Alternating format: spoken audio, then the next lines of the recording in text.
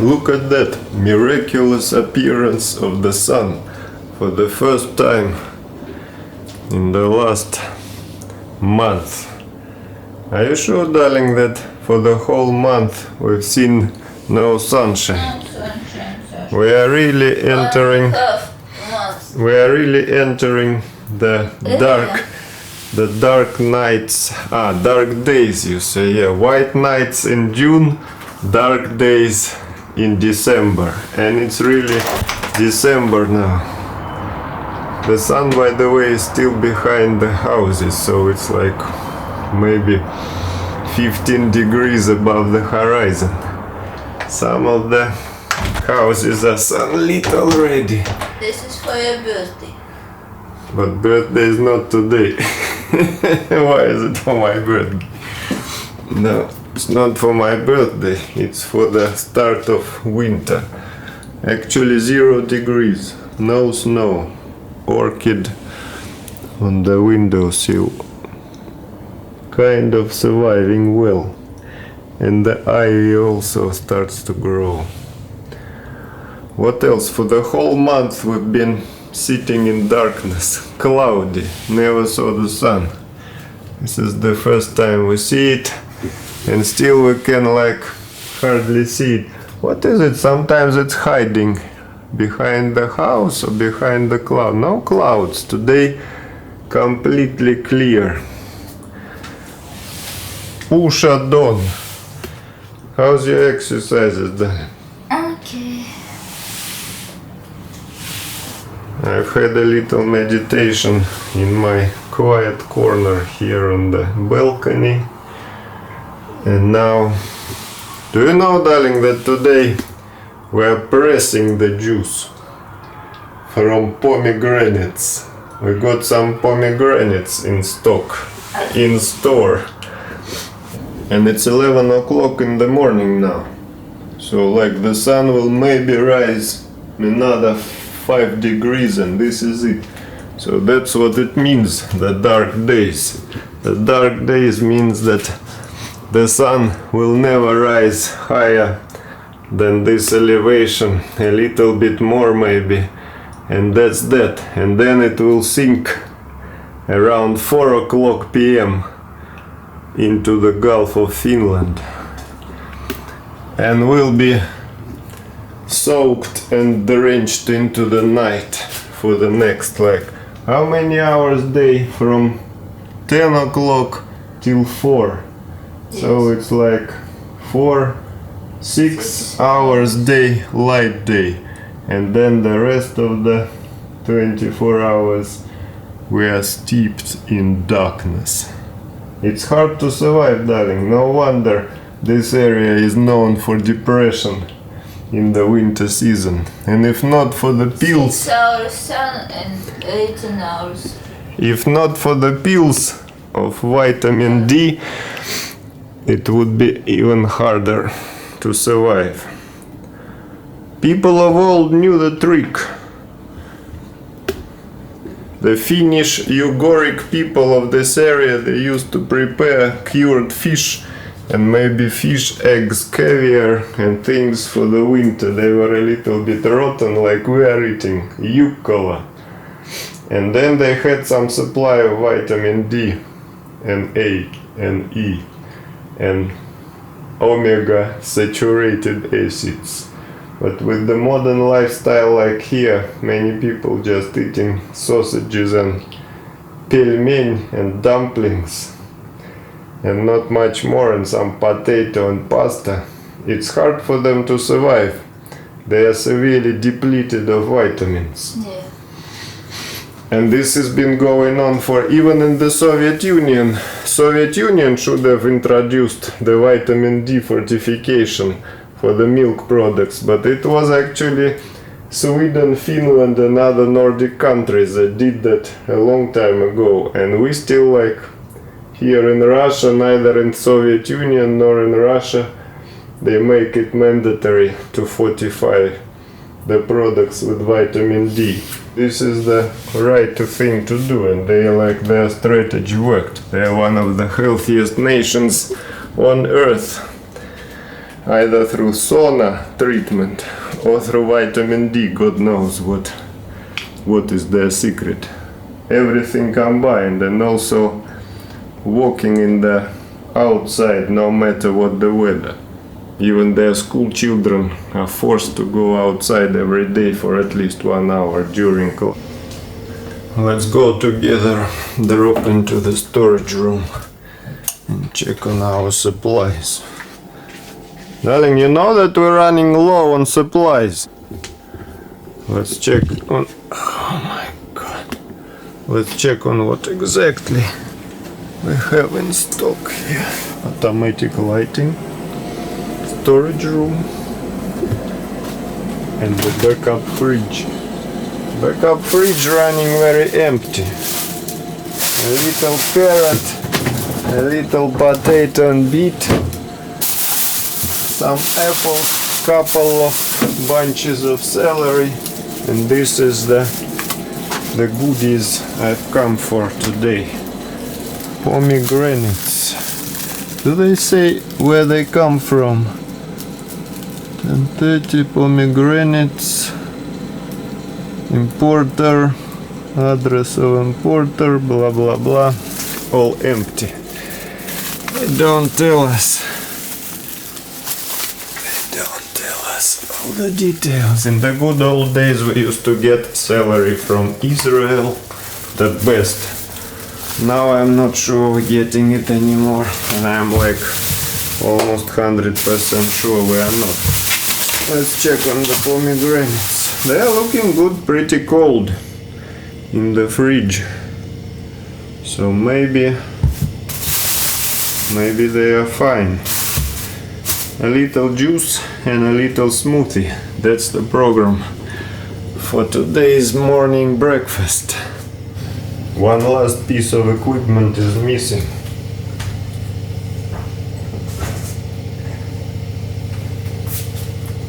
The Turkish press.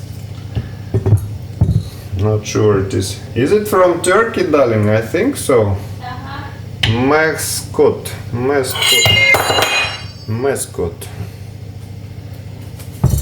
This one is a pretty sturdy one. How does it work? Like this? No. Oh, this is not good. Operation not permitted by the cabinets. And how you manage, darling, where you put the press? Because it doesn't fit under the kitchen cabinets. The wife knows better how to set up the operation. Here comes the hose. Hose is connected. Pomegranates connected. Precise fit, by the way, to the faucet, to the spout or pout, what you call it. I bought it just like approximately on approximation and hit the jackpot. It was fitting precisely, it is fitting precisely on the nozzle.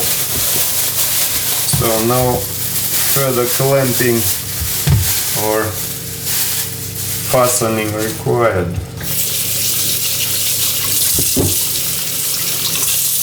Rinse a little bit so that the chemicals they spray them with don't get into the juice. Let's get into it. Our kitchen definitely not suited very well for the Turkish press, but we got the knife. Damascus steel from IKEA, from the days when it was still operational in our lens, which is no more. No more. Darling, how you press? Just cut in half? Yeah. And then just press? Does it sprinkle a lot around? I know. Let's try. Oh, wait, I didn't connect the receptacle. Maybe like this. Maybe this cup. Yes.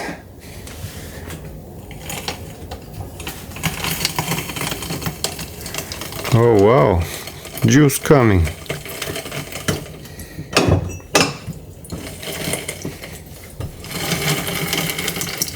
Press working.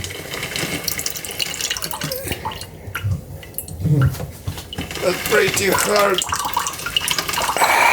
It requires some manual labor. Working pretty nicely, darling. Yes. Only hard. Good exercise and nice juice results. Oh, healing juice finally. There we go. Oop. Uh-oh. Let's check how well it's squeezed. Kind of okay, but there are still some some seeds, some segments which are still not thoroughly pressed. We are wasting some substance. That's a nice pomegranate, darling, but it's too huge for the press, and so the sides, the extreme edges, are not done. Maybe we just finish them off the old way. Thank goodness we got the incinerator. We don't need to throw away any vegetable remains. So that's how much juice you're getting from one pomegranate. Half cup, so maybe 100 or 150 grams of nice ruby colored, almost clear but not completely clear juice. And there's some waste over there as well. Medium size and small pomegranate fit well, but the larger ones I think will have a lot of waste. I keep forgetting to put the cup in. Sometimes we get strange smell, maybe from the lubrication. This is brown stuff not looking good, but what can be done? Not the freshest pomegranates. It's December already and they come from... Where do they come from? God knows, darling. On the label it doesn't say. We cannot waste a single drop.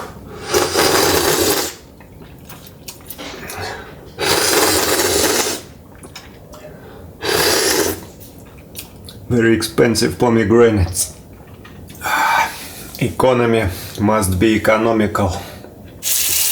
Have you ever seen, guys, this cloth from the future? When dry, it is like very dry and hard and almost crackly, like you're afraid that if you bend it, it will break in pieces. But then once you wet it up, it becomes soft and spongy. So like crackling, dry, hard when dried up, and very soft and squishy and spongy, and actually super absorbent when wet. Oops,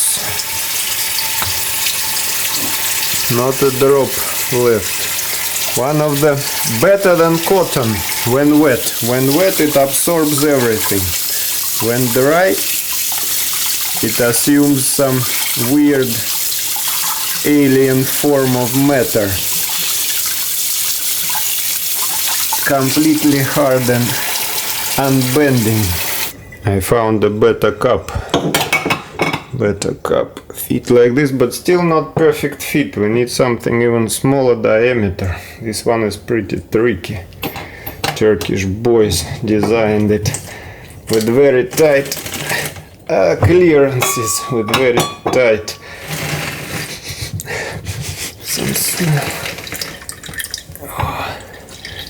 We are going on. We are working. Press working fine. A little weird smell of the old stale lubrication. That maybe we should update the lubrication in the like springs and joints and cogs and gears, because it smells not right. like this. If you squeeze many times, the quality improves. I mean the thoroughness. Almost all juice taken. Now let's test the biggest. This is a huge one. Will it be able to fit into the squeeze bucket? I'm not sure. And what to do with the huge one, darling? Huge one doesn't fit.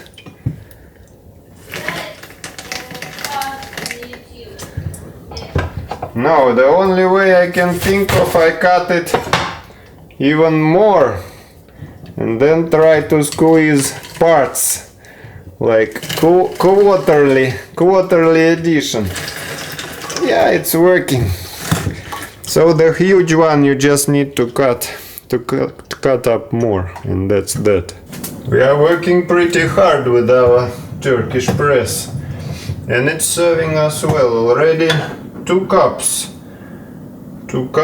and 1.5 pomegranates still left to go. This is a pretty strong healing substance. It's like, don't be deceived by nice appearance. It's pretty strong. If you drink the whole glass, you feel it.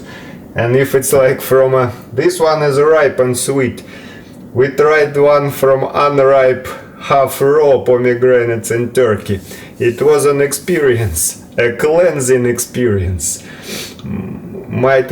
Should we also say like an explosive one. Better be near the toilet when you try the big portion of unripe pomegranate juice. But with the ripe one, I hope we do better. Nice.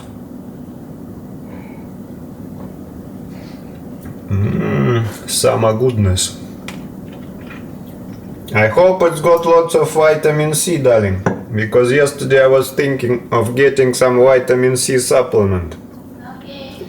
Because it's winter, and here we come. Vitamin supplement in the natural form came to us.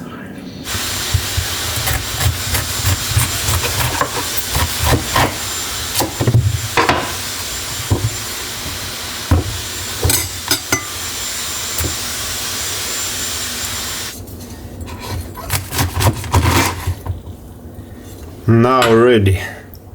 Now we clean up a little bit. All the spurts and also the heels and the sole. The heels and the sole. This juice heals the soul. And maybe a little bit of your soles, of your foot soles as well. So that's how much juice we got from 4 big and medium-sized pomegranates. God knows, 200, 300, maybe 400 grams, perhaps. Small one. Are you ready to try the juice? Yes, I think. It's not small actually, it's pretty large. It's just appearance deceiving. Sweet, a little bitter. Sweet and a little bitter? Maybe because I was squeezing hard. I was pressing for the last drops. Because some of the rinds and the inner skins also get squeezed. But I hope this is very healthy. Be careful, drink slowly because it's strong. Thank you. Get the cup, why are you leaving it here? Take it with you.